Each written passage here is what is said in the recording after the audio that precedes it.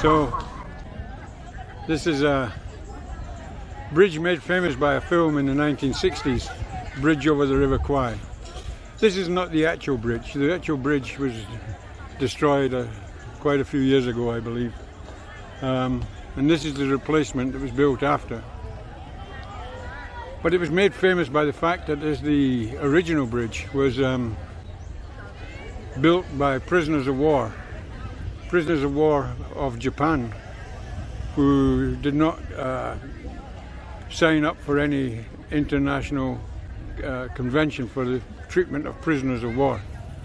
And consequently, in the building of this bridge and the railway line leading up to Burma, thousands and thousands of men lost their lives. Many bodies were never found as they were buried where they were, wherever they were in the jungle. Very, very sad story that most people know. But that's not the point of this video, really. The point of this video is to amplify what I believe is happening now to the memory of all these soldiers, etc. And of course, they've got these beautiful cemeteries and everything here. And people come and visit it and read the history, and there's a war museum here as well. There's plenty of videos on YouTube that go into in depth if you're interested. But the point I'm trying to make is, where does this end? Now we have COVID-19. I think fewer and fewer, in fact at the moment there's no tourists coming from abroad. And the world deaths and COVID are taking over everybody's mind, the layoffs and all the problems concerned with the dealing of this virus.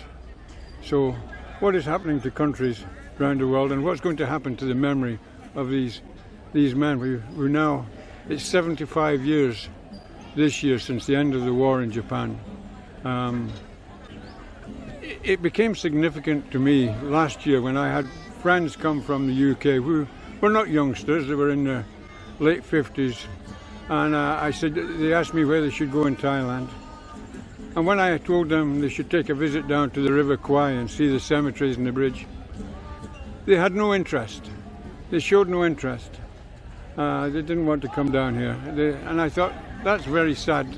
Already an indication of people, they don't hold the same memories, they don't cherish the same memories. And I think that's sad, and I think that's the way it's going. What's going to happen in 25 years, once it's 100 years since the end of the war?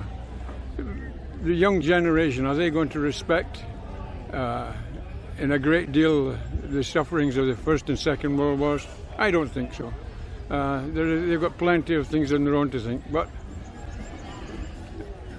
time will tell, I suppose.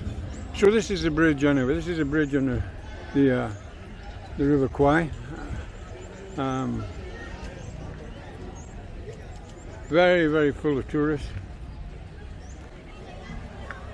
But all local tourists, by the way.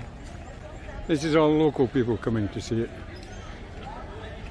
Most Thais I spoke to have no idea really what happened during this time. Well, you can't blame them for that, but I would still recommend anybody coming to Thailand that